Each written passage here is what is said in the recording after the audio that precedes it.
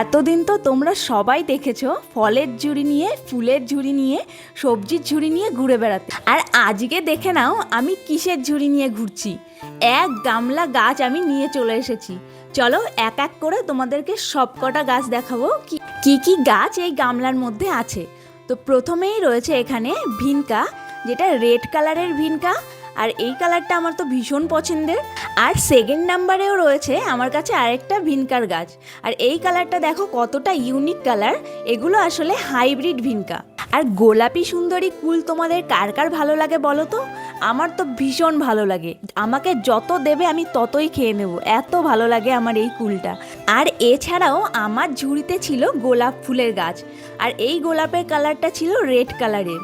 এর পরের গোলাপ ফুলের চারাটা দেখে তো তোমরা জাস্ট অবাক হয়ে যাবে। দেখো একটা গাছে দুটো কালারের ফুল ফুটেছে। আসল ঘটনাটা হলো এই খয়েরি কালারের ফুলটাই কিন্তু ফোটার কিছুদিন পর এরকম গোলাপি রঙের হয়ে যাবে।